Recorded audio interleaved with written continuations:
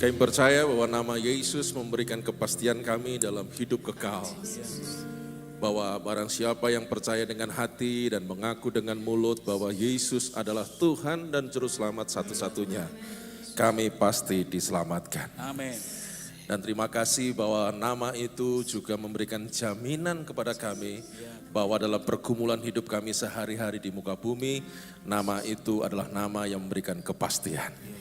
Nama yang memberikan pengharapan. Amin. Untuk itu Tuhan, saatnya kami ingin mendengar sebagian dari firman Tuhan kembali, supaya firman-Mu bisa menuntun langkah hidup kami. Semakin hari semakin baik, mengerti rencana Tuhan, dan nama Tuhan dipermuliakan. Dalam nama Yesus kami siap mendengar firman-Mu. Haleluya. Amin. Silakan duduk Bapak Saudara. Selamat pagi, Shalom. Kabarnya baik. Haleluya. Ya, terima kasih pertama kepada kedua orang tua kita, Bapak Gembala dan Ibu, Pak Gun dan Ibu, terima kasih bisa mengajak kita bersama, beribadah bersama-sama saat pagi hari ini. Saya semakin umur bertambah itu kalau tidur tidak ada istri saya itu gelebak sana, gelebak sini. Jadi nggak bisa nyenyak. Dan hari ini anak saya sedang perpisahan SD karena sudah lulus SD masuk SMP. Jadi jamnya sama, istri saya tidak bisa menyertai saya hari ini di Semarang, maka saya mohon izin kepada Pak Gun, saya tak berangkat dari Solo pagi saja. Karena saya pertimbangan saya nanti sama aja, malamnya saya gelebak sana, gelebak sini, jangan ngelilir-ngelilir. Dan ternyata tadi waktu saya dari rumah ke sini, mungkin karena minggu juga dan tol, jadi jarak tempuhnya tadi itu dari rumah masuk parkir itu cuma 1 jam 5 menit. Wah, luar biasa. Memang mantap. Tol memberikan banyak kemudahan ya. Apakah sudah merasakan yang sama? Pelajar keluar kota pasti juga dipermudah dengan tol. Ya, terima kasih. Tuhan Yesus berkati. Bapak Saudara, hari ini sepanjang hari ini kita akan konsentrasi untuk mengerti hati Allah tentang jiwa-jiwa yang belum diselamatkan. Sekali lagi, sepanjang hari ini kita akan mengerti hati Allah tentang jiwa-jiwa yang belum diselamatkan. Saya akan mengambil judul khotbah saya yaitu Saya Punya Cerita. Dalam sesi yang pertama ini kita akan berbicara tentang sebuah cerita pertobatan dari Saulus, seorang yang luar biasa bagi saya. Maka kisah ini merupakan satu kisah transformasi, perubahan dari semua hal, baik rohnya, jiwanya maupun tubuhnya. Terjadi satu transformasi yang kalau kita pelajari, mungkin kita akan terkagum-kagum dengan satu orang ini, tentunya oleh karena perbuatan Tuhan yang besar dalam diri dia dan sepak terjangnya. Nah, kekasih Tuhan, jika kita menyimak tentang siapa itu Saulus, maka garis besarnya teman-teman dan Bapak Ibu Saudara semuanya sudah tahu bahwa dia adalah seorang Farisi yang sangat taat. Bapak Ibu, kalau kita bicara tentang Farisi, itu adalah salah satu sekte yang ada di Israel hari itu, adalah sekte yang paling menegakkan hukum Yahudi, paling menegakkan hukum Taurat. Sehingga jangan heran pada waktu kita membaca latar belakang Paulus adalah orang yang begitu ketat menjalankan tentang hukum Taurat atau hukum Yahudi. Selain itu, Saulus juga dari salah satu suku, sebetulnya suku ini enggak terlalu gede, tapi suku ini ngeyelan, dan karena ngeyelannya cenderung dia beraninya itu hantam kromo gitu, membabi buta. Dan ini sukunya dari suku Benyamin. Kalau Bapak sudah mempelajari suku Benyamin sepak terjangnya di Perjanjian Lama, maka suku Benyamin itu suku yang ngeyelan, berani, dan cenderung bertindak dulu nanti mikir di belakang. Nah, rupanya itu turun-temurun begitu karakter dari suku ini ya hampir-hampir mirip, dan kita bisa melihat itu ada di Saulus. Dan nama Saulus adalah nama yang akrab di dalam gereja mula-mula, dan hari ini dia tampil sebagai seorang anak muda yang dia pergi ke luar negeri, kemudian dia pulang ke Yerusalem, dan pada waktu dia pulang ke Yerusalem, dia mendengar sebuah kabar bahwa ada Tuhan yang baru, dalam tanda petik. Ada Tuhan yang baru yang namanya Yesus dari Nazaret. Dan Saulus merasa, wah ini ajaran sesat ini. Pada waktu Paulus merasa ini ajaran sesat, Paulus mulai mencari tahu pengikut Yesus yang mengajarkan bahwa Yesus adalah Tuhan itu kayak apa. Nah setelah dia mencari tahu, maka Saulus yang tadi saya katakan Farisi yang sangat ketat, dia merasa ini ajaran sesat. Satu sekte sesat dari Yahudi. Nah dengan demikian maka terbakarlah Saulus yang masih muda hari itu untuk menegakkan hukum Yahudi. Ya tadi saya bilang dia pokoknya kerja dulu mikir belakang. Nah maka daripada itu salah satu korban dari kerja dulu mikir belakang adalah seorang diaken di Yerusalem namanya Stefanus. Stefanus itu waktu itu mau dirajam dengan batu sama orang-orang yang membenci kekristenan, dan tidak ada yang berani merajam batu karena takut nanti dosanya siapa yang nanggung. Nah Saulus yang masih muda dengan arogansinya yang semangatnya meledak-ledak, Saulus berkata kepada banyak orang pada waktu itu, sudah lempari saja. Kalau kamu takut dosamu, maka lepaskan bajumu, taruh di bawah kakiku, lempari dia sampai mati, dosamu saya yang tanggung. Kita bisa melihat ini orang yang sangat keras, sangat radikal dalam menegakkan hukum Yahudi. Nah, setelah Stefanus meninggal, Saulus tidak puas. Dia datang kepada imam besar hari itu, dia minta surat supaya gerakannya itu legal. Dan disahkan, dikeluarkan surat dari imam besar hari itu bahwa Saulus diberi mandat untuk menangkap. Kalau tidak mau, siksa. Orang Kristen diseret masuk ke penjara. Dan hari itulah penganiayaan besar terjadi di Yerusalem. Orang Kristen mengungsi keluar Yerusalem, banyak ke kota-kota, bahkan ada yang keluar negeri. Sekilas gerakan Saulus berhasil. Sekilas dampak dan pengaruh Saulus hebat dan berkurang jumlah kekristenan di Yerusalem. Tapi Saulus tidak puas sampai di situ juga. Saulus menuju ke Damsyik. Nah Damsyik itu hari itu satu provinsi di wilayah Romawi, salah satunya adalah Israel di bawah wilayah Syria. Tetapi hari ini Syria dan Israel negara tersendiri. Nah dia pergi ke Damsyik, terus menuju ke sana untuk mengejar orang Kristen di sana supaya dibawa ke Yerusalem, dimasukkan ke penjara. Kalau nggak mau, disiksa dan dibunuh. Dan kabar itu sudah sampai ke Syria. Orang Kristen di Syria tentunya ketakutan dan tidak nyaman. Pas mendekati kota Damsyik, firman Allah berkata, disitulah ada sebuah cahaya di padang gurun itu. Dan Saulus terjatuh dari kudanya, dan semua orang yang mengiringi Saulus melihat cahaya itu dan mendengar suara itu. Tapi hanya Saulus yang tahu apa arti dari suara itu. Suara itu berkata begini dengan suara ngebas dan wibawanya, Saulus, Saulus. Saya pikir Yesus suaranya ngebas ya. Saya pikir tidak mungkin Yesus suaranya mezzo-sopran atau sopran. Saulus, Saulus, saya pikir. Saya kira enggak, ngebas supaya punya wibawa. Itu rekayasa aja saya. Jadi Saulus mendengar suara dari cahaya yang begitu cerah, dan di situ keluar suara Saulus, Saulus mengapa engkau menganiaya aku? Saulus bingung. Kenapa? Karena memang tidak kelihatan orangnya, hanya cahaya dan suara. Dan semua orang yang mengiringi Saulus mendengar itu. Dan Saulus berkata, siapa engkau? Dan suara itu berkata, akulah Yesus yang kau aniaya. Kekasih Tuhan, dalam memberitakan Injil, kalimat ini suka dipelintir dari orang yang di sana. Dan Saulus dianggap sebagai penyesat kekristenan. Saulus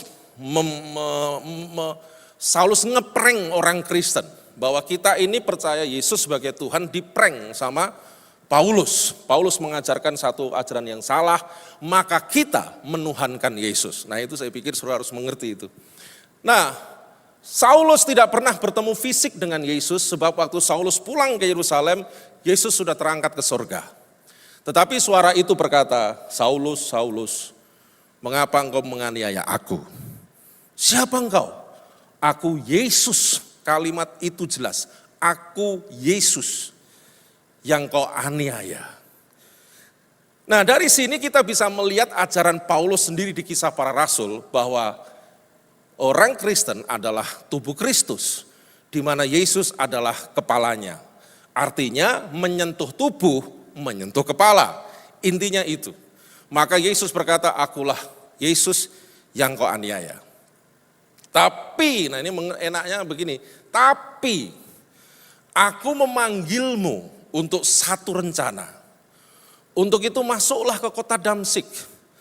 Nanti ada orang yang akan kuutus untuk memberitahu apa yang harus kau buat di masa depan. Sepak terjangmu nanti itu bikin apa? Nanti orang di Damsyik akan ada orang yang memberitahu kepadamu. Nah singkat cerita, Saulus yang buta, kekasih Tuhan, Saulus akhirnya masuk ke kota di Damsyik, dan kita mengerti ada seorang yang dipakai Tuhan namanya Ananias. Di situ disuruh Allah untuk menjumpai Saulus di jalan lurus, di satu rumah, dan Ananias disuruh ke Yesus untuk menemui Saulus, kemudian mendoakan Saulus yang buta 3 hari, dan 3 hari 3 malam dia tidak makan, karena mungkin dia sangat sedih. Dan pada waktu ditumpang tangan oleh Ananias, maka Saulus yang buta matanya tercelik, dan akhirnya dia bertobat, terima Yesus, dan dibaptis di situ. Ada orang sebelah berkata, mana ayatnya Saulus dibaptis? Ada ayatnya di Kisah Rasul pasal yang ke-9. Nah pada waktu Saulus bertobat dan dibaptis dan matanya terbuka, Ananias memberitahu kepada Saulus, Saulus, aku diperintah oleh Yesus untuk memberitahu kepadamu. Apa itu? Kamu harus memberitakan kebenaran, keselamatan dalam Yesus kepada bangsa-bangsa. Kata bangsa-bangsa ini harus kita maknai kepada bangsa di luar budaya Yahudi. Kalau bahasa sekarang adalah ke seluruh dunia, bahasa sekarang. Tapi hari itu mungkin kita maknai adalah kepada bangsa-bangsa di luar Yahudi, di luar budaya Yahudi. Sementara Paulus, backgroundnya sangat ketat dengan hukum Yahudi. Tapi Allah panggil untuk memberitakan Injil kepada bangsa-bangsa yang tidak berbudaya Yahudi, yang tidak mengerti hukum Yahudi, yang tidak tahu apa itu keyahudian. Maka Paulus diutus ke sana oleh Yesus lewat pesan daripada Ananias. Nah, kekasih Tuhan, dari kisah ini kita bisa melihat ada sebuah transformasi, ada sebuah keubahan yang berubah. Dan di situ saya tulis mengubah seorang penganiaya menjadi pengikut Kristus yang setia. Bapak Ibu, saya harap dengan statement sederhana ini, imajinasi kita bisa masuk dan menjiwai apa yang dimaksud dengan penganiaya menjadi pengikut. Tidak mudah. Gambarannya begini saja. Kalau misalkan kita kenal si A, tetangga kita, si B, teman kita, yang begitu keras dengan keyakinannya yang lama, pertanyaannya, siapa yang berani menginjili mereka? Siapa yang berani menyampaikan kabar keselamatan kepada mereka?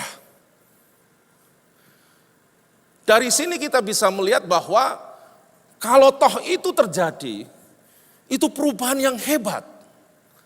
Itu perubahan yang sulit untuk secara akal manusia harus menyampaikan. Tetapi Yesus kan tidak kehilangan akal. Orang semacam ini aset kerajaan Allah. Asetnya apa? Minimal dia tidak takut dengan apapun. Yesus membutuhkan orang-orang yang tidak takut. Yesus membutuhkan orang-orang yang bisa masuk ke jajaran bawah dan atas, yaitu raja, penguasa. Yang membutuhkan keselamatan bukan mereka yang golongan menengah ke bawah. Yang membutuhkan keselamatan semua manusia, dari bawah sampai atas.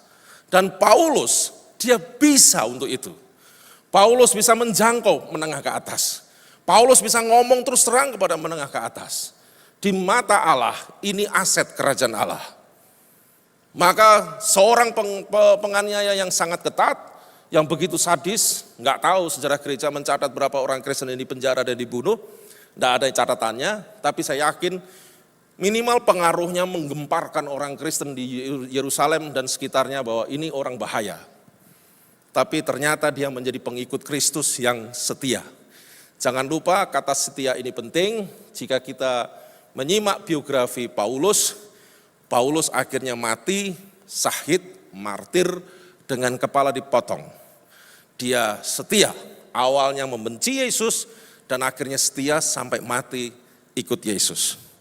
Nah, sehingga Saulus diterima oleh rasul-rasul yang dilatih oleh Yesus selama 3,5 tahun. Petrus awalnya dan kawan-kawan menolak sebab ini curiga. Ini jangan-jangan hanya strateginya Saulus saja. Ini jangan-jangan hanya caranya dia untuk menangkap para rasul. Maka pada waktu Paulus yang sudah bertobat pergi ke Yerusalem, semua murid blok. Dia menutup diri kepada Paulus. Tapi ada satu orang yang sangat baik bernama Barnabas. Barnabas akhirnya meyakinkan para rasul bahwa saya telah mendengar di Damsyik, Syria, Paulus betul-betul bertobat. Dan saya telah mendengar banyak kesaksian dari saudara seiman kita di Syria, Damsyik. Saulus menunjukkan buah pertobatannya. Ayo kita terima, kasih kesempatan kita lihat apa benar cerita yang saya dengar dari Damsyik. Singkat cerita, para rasul membuka diri. Dan akhirnya dengan waktu berjalan, para rasul melihat sendiri bahwa Paulus telah bertobat. Nah, setelah Paulus bertobat, maka kerasulannya yang dipilih oleh Yesus di padang gurun, diteguhkan sama Ananias, akhirnya diterima oleh para rasul murid Yesus di Yerusalem. Jadi kerasulan Paulus tidak disangsikan seperti informasi dari yang sebelah sana. Para rasul menerima kerasulan Paulus. Dan akhirnya gereja di Yerusalem rapat bagaimana cara memberitakan Injil kepada orang di luar Yerusalem. Akhirnya Paulus dan Barnabas diutus pergi dari Yerusalem dan pertama kali kota yang dituju adalah Antiokhia dan dari sana menuju kepada bangsa-bangsa. Nah, di Antiokhia itulah pertama kali pengikut Yesus disebut Kristen. Nah, kekasih Tuhan, sejarah singkat yang saya nyatakan tadi, saya berharap kita bisa memahami dan mengimajinasikan bagaimana Saulus yang memakai nama baru setelah bertobat dengan kata Paulus. Mungkin ada yang bertanya, Pak, kenapa Saulus harus berubah dengan nama Paulus? Saulus adalah nama yang kental dengan budaya Yahudi. Sementara Saulus diutus Yesus untuk bangsa-bangsa di luar budaya Yahudi. Makanya dia lebih aman, lebih kontekstual kalau namanya disebut dengan Paulus. Nah, sampai hari ini, maka orang lebih akrab dengan nama Paulus. Nah, Bapak Ibu Saudara, dari kisah singkat itu, kira-kira apa yang bisa kita pelajari? Yang pertama, kita harus percaya 100% bahwa Yesus adalah Allah. Ya, setuju katakan amin. Nah, ini harus digarisbawahi. Kalau kita mau memberikan kesaksian kepada orang yang belum diselamatkan atau belum menerima keselamatan di dalam Yesus, maka kita harus memastikan dulu dalam hidup kita bahwa Yesus adalah Allah. Jangan lupa kekasih Tuhan, di dalam zaman sekarang memberitakan keselamatan jauh lebih gampang, jauh lebih mudah. Jauh lebih gampang mudahnya gimana Pak Bambang? Dulu kita memberitakan Injil harus ketemu orang. Waktu kita mau ketemu orang, di hati dan pikiran kita penuh dengan a priori. Kalau orang itu nanti gak suka, dia marah, saya dipukul, saya diludahi, saya diinikan, maka orang berhenti untuk tidak memberitakan keselamatan. Tapi hari ini ada TikTok, saudara, betul? Ada TikTok, saudara tidak perlu ketemu orang, saudara tidak harus ketemu orang dan punya a priori ketakutan apapun, asal jangan singgung agama lain, asal jangan jelekkan keyakinan lain, kita bicara di TikTok, kita hanya berhadapan dengan HP. Kita hanya butuh kuota, kita hanya butuh wifi untuk Injil tersebar. Semua orang bisa mendengar Injil. Di toilet pun mereka bisa mendengar Injil. Di mana saja mereka bisa mendengar Injil. Untuk itulah sekarang saya main TikTok. Saya memberitakan Injil lewat TikTok. Dan saya baru tahu persis kenapa Yesus berkata, barang siapa yang menghujat aku, ku ampuni, tapi kalau menghujat Roh Kudus tidak diampuni. Saya mengerti ayat itu. Itu Yesus dihujat habis-habisan. Mengerikan. Bahkan ada yang mengatakan begini, nanti kalau aku ke surga, aku mau kawin sama Yesus, aku punya anak satu lusin dengan Yesus, dan aku akan bersenang-senang dengan Yesus. Itu ada di TikTok. Dan saudara yang meyakini Yesus Tuhan yang Maha Kuasa, saudara harus bersabar. Mengertilah, dihina tidak harus terhina. Katakan amin. Nah harus. Yesus mau dihina apapun, dia bukan pribadi yang terhina. Kalau namanya dihina di zaman modern, sudah biasa. Tentara Romawi menghina dia. Kasih mahkota duri, kasih paku, diludahi, bajunya dilepas, diejek kalau memang kau Allah, turunlah dari salib, kalau kau bisa selamatkan orang, selamatkanlah dirimu. Yesus sudah terbiasa dihina. Tapi Yesus mengucapkan kata-kata sakti, ku ampuni. Tapi kalau Roh Kudus yang tak kelihatan itu, kau hina, kau hujat. Yesus yang berkata, tidak akan pernah ku ampuni. Alias apa? Neraka. Nah, Bapak Ibu Saudara, Saulus bertobat karena dia melihat sebuah cahaya yang bersuara, akulah Yesus yang kau aniaya. Dan Saulus langsung mengerti bahwa dia salah. Saulus langsung mengerti bahwa selama ini aku salah. Ternyata Yesus yang kukatakan pengajar sesat, ternyata dia Tuhan. Dia nggak hanya mati saja, dia bangkit dan Saulus berkata, aku melihat sendiri. Maka dalam Filipi pasal 3, Paulus berkata bagaimana? Aku melupakan yang di belakangku. Aku melupakan yang di belakangku itu kalau ayat di atasnya kita baca, aku dulu penganiaya jemaat, aku dulu memegang hukum Taurat ketat, aku orang Farisi, aku lupakan itu. Dan mengarahkan pandanganku ke depan, dan yang ku kehendaki adalah mengenal Kristus dan kuasa kebangkitannya. Karena apa? Karena Paulus melihat Yesus yang bangkit di padang gurun itu. Dan itu yang mengubahkan dia.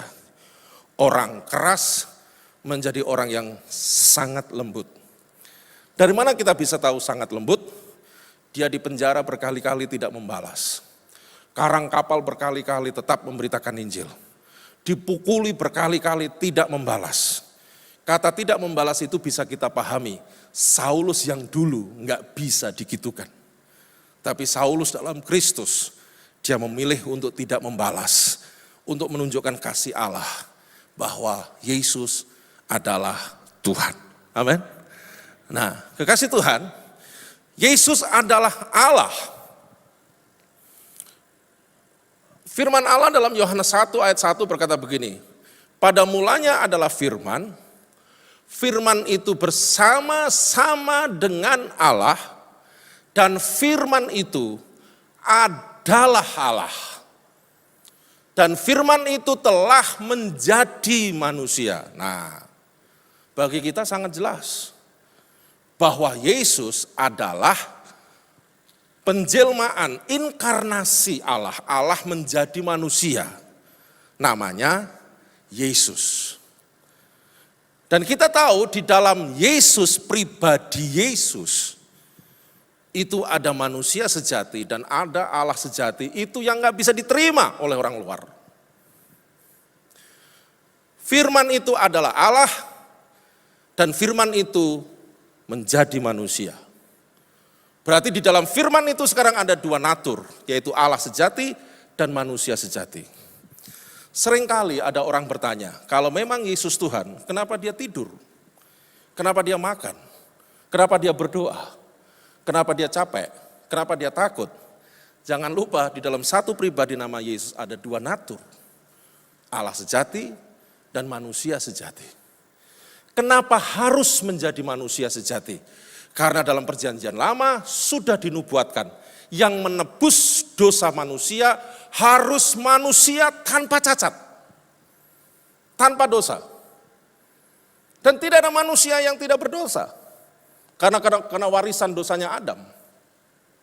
Semua manusia berdosa, sehingga tidak ada manusia yang memenuhi syarat jadi penebus.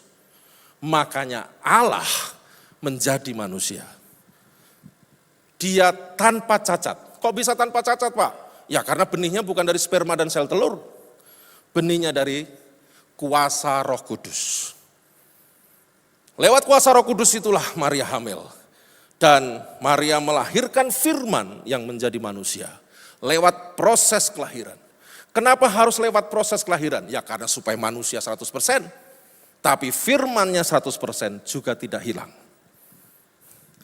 Ada orang yang bertanya begini, Pak, kalau Yesus mati gimana? Efesus sudah berkata, Yesus mati dalam keadaannya manusia. Allahnya gimana? Ya nggak bisa mati lah. Yusuf Roni menjelaskan dengan sangat gampang. Alkitab kita ini adalah kitab suci. Alkitab kita adalah firman Allah. Dan firman Allah ini terdaksi dalam sebuah ketikan dan ada kertasnya. Pertanyaannya, kalau Alkitab itu dibakar, disobek, apa yang hilang? Ya kertasnya. Apakah firmannya hilang? Tidak. Sama dengan Yesus. Karena dia untuk menebus dosa manusia harus menjadi manusia, tapi dia firman yang menjadi manusia, lah firman itu kan Allah. Maka Yesus yang mati, pasti mati dalam keadaannya manusia, tapi firmannya tetap Allah. Paham Bapak Saudara? Nah inilah yang maha kuasa, inilah yang ketemu dengan Paulus. Masih ingatkah kita cerita bahwa Yohanes pernah meletakkan kepalanya di dadanya Yesus? Itu berarti sangat dekat. Ada di sini jemaat yang berani meletakkan kepalanya di dadanya Pak Gunawan? Sungkan Pak, kok enak. Yohanes meletakkan kepalanya di dadanya Yesus. Artinya Yohanes merasa dekat dengan Allah yang menjelma manusia, namanya Yesus. Tapi setelah Yesus naik ke surga, nah perhatikan. Setelah Yesus naik ke surga, maka kemanusiaannya hilang sama sekali. Dan sekarang tinggal Allah. Jadi kemanusiaan Yesus itu hanya 33,5 tahun itu aja. Sekarang dia Allah. Maka pada waktu di Pulau Patmos, Yohanes yang dulu meletakkan kepalanya di dadanya Yesus. Yohanes melihat Yesus di Pulau Patmos, penglihatan itu. Yesus yang bercahaya, matanya bersinar, suaranya seperti desau air bah, badannya tinggi besar, dan begitu gemerlap, cahayanya banyak sekali. Dan apa yang dibuat oleh Yohanes? Yohanes tersungkur di situ. Yohanes kagum dan terkejut serta ketakutan. Ini tidak seperti Yesus yang dulu aku lihat. Karena memang setelah dia naik ke sorga, dia hanya ada satu natur, namanya Allah. Dia adalah Tuhan. Dia juru selamat satu-satunya manusia. Yang setuju kasih tepuk tangan yang meriah buat Allah kita. Jadi kesimpulannya kekasih Tuhan, apa yang tidak bisa dibuat oleh Yesus yang adalah Allah. Sekeras apapun hati manusia, membeku apapun, disentuh dengan kasih Allah, hancur.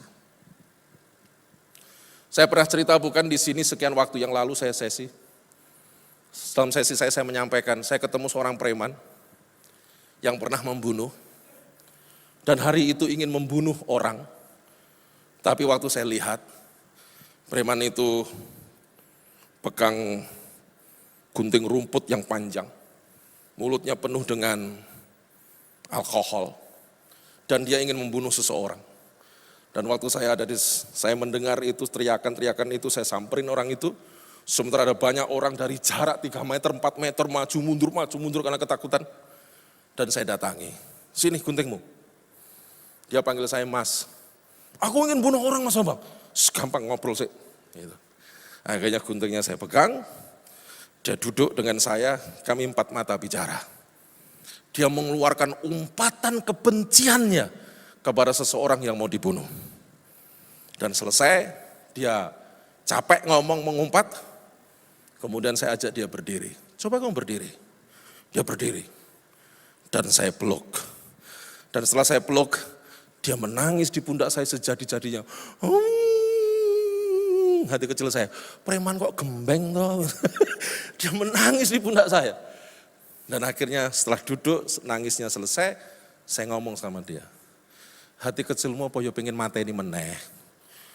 Ora Mas Bambang. Lah ya ora toh. Kowe iki lho kendalikan emosimu po, saya ngomong. Karena orang Jawa ya saya ngomong pakai bahasa Jawa. Ngomong selesai. Akhirnya dia ketemu orang itu dan dia minta maaf. Kekasih Tuhan. Dia sekarang melayani di sebuah gereja, melayani apa? Sekolah minggu. Tatoan lain sekolah minggu, itu mau dikabin. Tapi dia seneng anak-anak. Saya pernah berjumpa dengan orang yang sangat keras, tapi waktu disentuh dengan kasih Allah, hancur. Siapa yang tidak bisa, apa yang tidak bisa dibuat oleh Yesus? Sekeras Paulus, tidak ada apa-apanya lah di hadapan Yesus. Siapapun bisa diubah oleh Yesus. Yesus Tuhan, Dia Maha Kuasa. Amin. Itu yang harus kita beritakan ke orang. Yang kedua, Allah mengampuni Saulus dan memberi kesempatan kepada Saulus. Dan dipakai Tuhan. Bapak Ibu, ada orang bertanya sama saya, Pak, karunia sama karakter itu hubungannya apa? Jawabannya tidak ada hubungan. Jadi orang yang dipakai Tuhan belum tentu karakternya baik.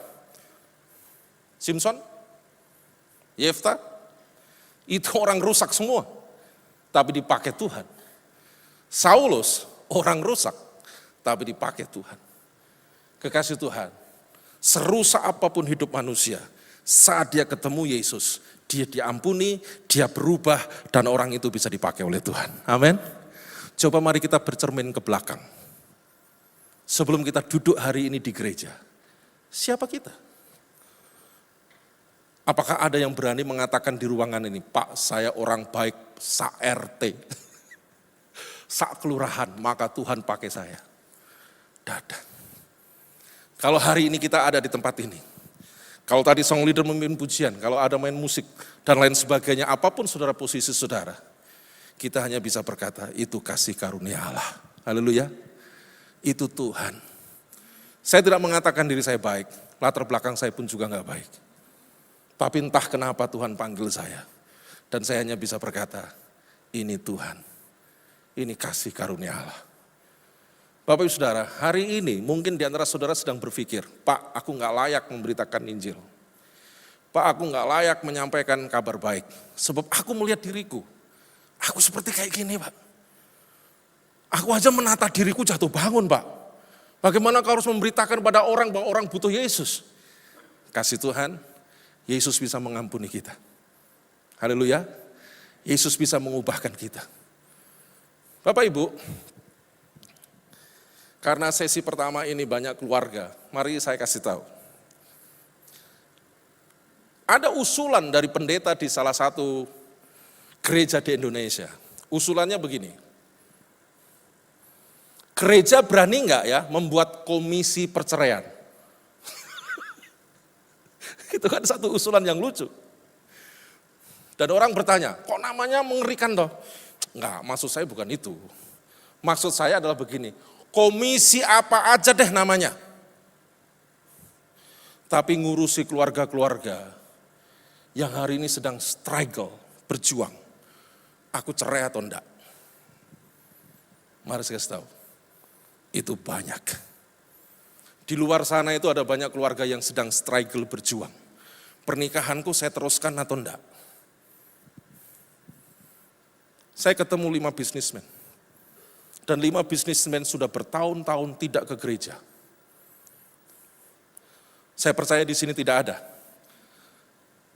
Tapi teorinya begini, orang menikah, 1 tahun, 2 tahun itu bulan madu.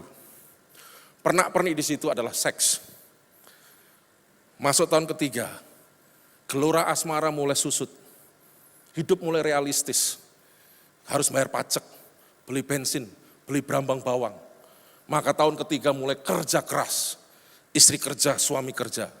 Mari kita jujur, komunikasi dengan istri mulai berkurang. Pertemuan dengan istri mulai berkurang. Stressing pekerjaan. Terus dan itu berlangsung bertahun-tahun. Maka konflik mewarnai perjalanan kita di tahun-tahun itu. Tapi biasanya masalahnya cuma komunikasi dan keluarga masih terjaga. Ada sisi bahaya. Tahun tertentu dia berhasil. Dia terhormat punya posisi tertentu di perusahaan, di kantor dan sebagainya. Uangnya banyak. Mari saya kasih Tuhan, konflik ini tertutup. Konflik ini tertutup dengan apa? Finansial yang cukup. Komunikasi yang sudah akut tertutup dengan keuangan. Semuanya diam karena keuangannya melimpah. Tapi apa yang dibuat di luar rumah, mengerikan sekali. 5 orang ketemu sama saya. Pak, kami ini stres Pak di bisnis Pak. Kami ini stres di dunia kerja. Dan kadang-kadang kami party dengan teman-teman kerja.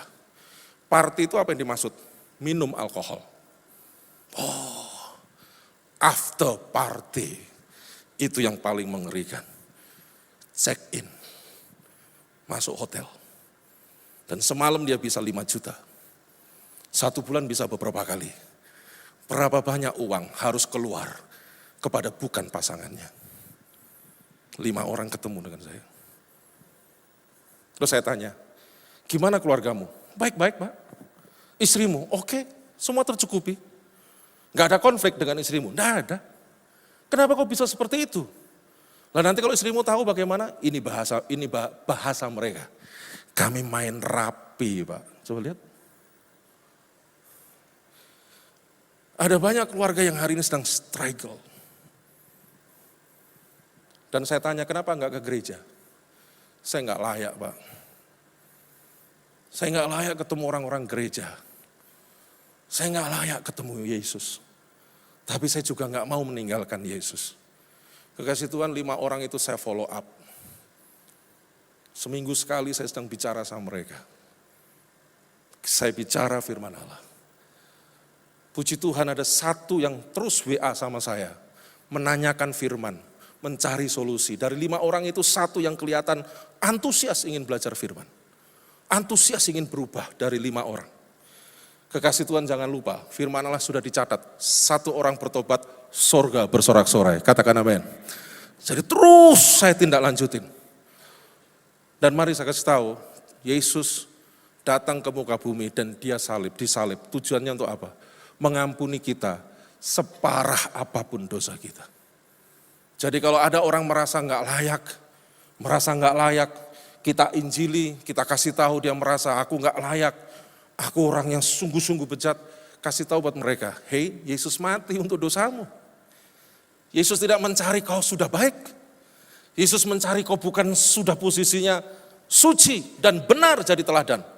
Yesus mencari kau posisinya justru waktu kau di lumpur dosa. Yesus mencari kita posisinya pas di sana.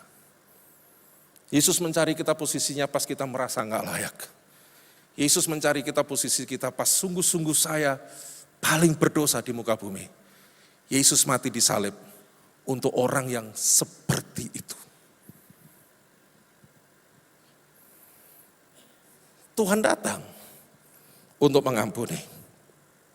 Setelah itu, poin yang ketiga, mari kita terima panggilan Allah. Bahwa firman Allah berkata bagaimana? Semua orang yang percaya kepada Kristus harus menjadi saksi. Saya berharap saudara bisa mengerti kata saksi.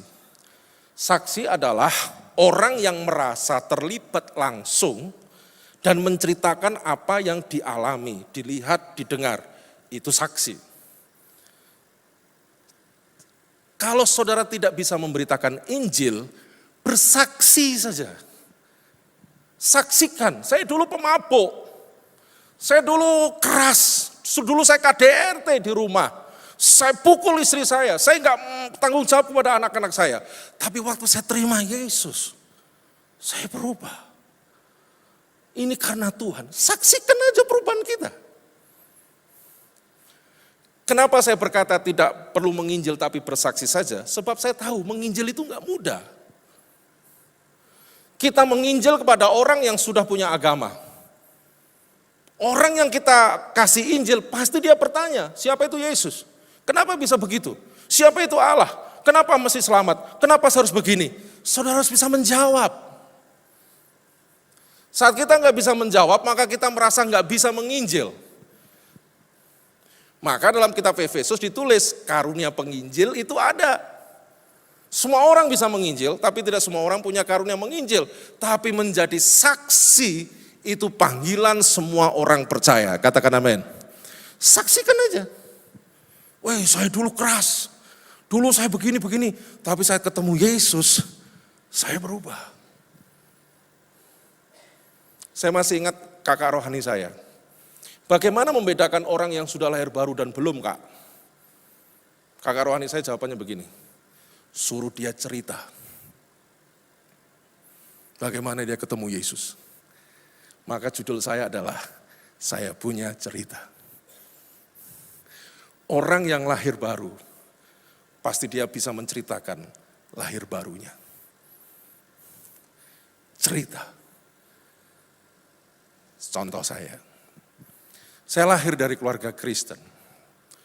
Saya tidak dididik oleh orang tua dengan baik untuk rajin sekolah minggu. Saya tidak dididik oleh orang tua berdoa. Saya tidak dididik oleh orang tua saya baca firman. Tapi saya lahir dari keluarga Kristen. Maka saya bertumbuh sebagai Kristen KTP tanpa pertobatan. Makan gak berdoa, tidur gak berdoa, baca firman gak pernah, ke gereja gak pernah. Tapi di usia 18 tahun yang saya ingat, kelas 3 SMA mendekati lulus. Jam 3 dini hari kurang lebih, saya bangun dari tempat tidur. Jam 3 kurang lebih. Hati saya sedih sekali. Tapi perasaan sedih itu saya ikuti. Jadilah menangis. Saya nangis terseduh-seduh. Semua air mata, air hidung, air liur keluar semua. Karena saya nangis sungguh-sungguh. Dan di hati ini ada suara, jika kau mati kemana, itu saya ketakutan. Tuhan ampuni saya. Dosa saya dari kecil sampai hari itu yang saya ingat, saya ucapkan semua di doa itu. Jam 3 itu, dini hari. Dan akhirnya saya selesai nangis, selesai berdoa. Hati saya damai, sejahtera, sukacita. 18 tahun yang tidak pernah saya rasakan. Saya senang sekali. Sukacita sekali. Damai sekali. 7 tahun saya kepahitan sama bapak saya. Karena bapak saya KDRT dengan ibu saya dipukuli hampir tiap hari. Saya benci selama 7 tahun. Tapi jam 3 dini hari saya mengalami itu. Jam 6 pagi saya keluar kamar ingin sekolah, mandi. Pintu kamar saya buka, yang saya lihat pertama kali bapak saya nyapu halaman. Waktu dari dalam rumah saya lihat bapak saya nyapu. Hati saya muncul belas kasihan. Bapak masa yo, tiap pagi nyapu, 18 tahun gak pernah saya punya hati seperti itu. Akhirnya Pak, tak sapu nih, saya nyapu. Selesai saya lihat ibu cuci piring isa-isa. Bu, tak cuci nih, cuci. Selesai saya mandi, saya berangkat ke sekolah. Di kelas itu saya merenung. Hatiku ini kenapa ya kok kayak gini? Kok seneng banget? Kok damai banget? Kok bisa berubah aku lihat bapak dan ibu saya? Kok bisa kayak gini? Saya nggak ngerti itu kenapa. Pokoknya itu aja yang saya rasakan. Biasanya kalau jam 1 siang pulang sekolah, saya pengen main. Kenapa? Kalau nanti saya pulang ke rumah, pikiran saya sudah satu. Nanti saya lihat ibu saya dipukul lagi. Males. Hari itu saya pengen pulang. Sampai di rumah seneng sukacita. Malam hari saya berdoa. 5 menit air mata menetes. Saya baca firman tanpa disuruh. Hari Minggu saya ke gereja. Ibadah raya saya ke gereja. Saking semangatnya sekolah Minggu saya datang nemenin. Remaja saya datang, pemuda saya datang. Dan yang paling heboh adalah kebaktian kaum wanita. Saya datang, saudara. Pokoknya seneng aja dalam hadirat Allah. Itu terus. Dan saya merintis sebuah persekutuan. Dalam waktu 6 bulan. 200 orang lebih. 6 bulan tok. Saya nggak bisa nginjil. Saya hanya modal semangat. Kalau hari itu orang yang saya rintis bertanya, Yesus itu siapa Mas Hambang? Saya nggak bisa jawab. Pokoknya saya semangat ketemu Yesus, saya kabarkan keselamatan. Entah kasih karunia Tuhan bagaimana. 200 orang. Karena memang tidak punya background pelayanan dan tidak punya hikmat. Selama saya masuk sekolah Alkitab, persekutuan itu terpecah-pecah jadi kecil-kecil. Saya nggak punya pengalaman pelayanan hari itu. Saya masuk kuliah, dapat pelajaran tentang Alkitab, baru saya mengerti. Oh, dulu itu yang namanya lahir baru. Sehingga kalau ada orang tanya sama saya, apakah kamu sudah diselamatkan, Pak Bambang? Sudah. Bagaimana ceritanya? Saya punya cerita. Kelas 3 SMA. Saya bisa cerita semua. Kenapa? Karena saya ketemu Yesus. Hei, saudara. Saudara yang percaya Yesus, saudara punya cerita. Dan cerita itu yang menjadikan saudara hari ini menjadi keluarga yang harmonis. Saudara cinta Tuhan, saudara rajin ibadah, saudara terlibat pelayanan, saudara jadi berkat di masyarakat. Kenapa saudara bisa seperti itu? Karena sekian tahun yang lalu saudara punya cerita. Amin. Saksikan itu, ceritakan itu. Nggak usah berpikir terlalu rumit, saya nggak bisa jelaskan Yesus siapa. Saya nggak bisa jelaskan satu pribadi ada 2 natur. Saya nggak bisa jelaskan keselamatan bisa hilang atau tidak. Pak, saya buta itu semuanya. Nggak apa-apa. Ceritakan pertemuanmu dengan Yesus. Sampaikan, aku punya cerita. Dan cerita itu menjadikanku hari ini. Saya mau tanya Pak Saudara. Contoh terakhir. Saudara pilih kesaksian yang mana? 1 atau 2? 1. Saudara-saudara, saya lahir dari keluarga Kristen. Saya dididik takut akan Tuhan sejak kecil, dan saya rajin berdoa, saya rajin baca firman, dan saya suka melayani, dan hari ini keluarga saya harmonis. Puji Tuhan, itu semua karena Tuhan. Kesaksian yang kedua, saudara-saudara, saya dulu kepala perampok. Saya merampok dari Banten sampai Banyuwangi, semua kenal saya. Polisi itu semua sama saya takut. Sudah ada 250 orang yang saya bunuh. Tapi hari itu saya ketemu Tuhan. Dan saya di penjara, akhirnya ketemu Tuhan, saya bertobat. Hari ini saya jadi pendeta. Pertanyaannya, kesaksian mana yang lebih baik? 1 atau 2? Halo? 2? Oke. Saudara sekarang yang jadi suami istri, punya anak. Mana nasihat saudara? 1. Nah, nek tangi esuk itu ya doa, baca firman, minggu ke gereja nak ya, jadi orang baik, kerja baik-baik, jujur, sukses, keluargamu harmonis. Amin nak, amin Pak. Atau yang kedua, nak, kau sinau sing apik-apik, rasa pinter-pinter nak, nanti umur 30 kau jadi perampok, ya toh? Umur 50 kau bertobat, umur 60 jadi pendeta. Nasihat mana? 1 atau 2? Loh katanya 2.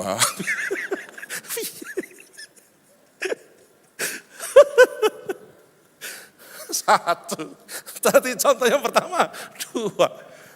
Saya mengerti maksudnya. Pastilah didikan kita yang pertama. Tapi kadang-kadang kita merasa kagum dengan perbuatan Tuhan. Ada orang kayak gitu, kok bertobat kan gitu. Ada orang kayak gitu, kok gitu. Pak Bambang, bukan ada orang. Lalu siapa? Saya. Loh kok sampean? Saya yang dulu Pak Bambang. Saya yang sekarang tidak seperti itu. Saksikan. Amin. Kasih tahu kepada orang. Yesus itu maha kuasa. Dia Tuhan. Dia mengampuni apapun dosa kita. Dan dia menyuruh kita untuk bersaksi bahwa dia adalah Tuhan. Amin. Ayo kasih kekuatan kanan kiri. Hei, pulang bersaksi. Hei, pulang bersaksi. Ayo kasih salaman. Hei, pulang bersaksi. Ayo belum semua. Pulang bersaksi. Kasih tangan. Sudah mau bersaksi bahwa Yesus ajaib, amin. Sudah bersaksi bahwa Yesus Tuhan, amin. Kasih tepuk tangan yang meriah buat Allah kita yang luar biasa.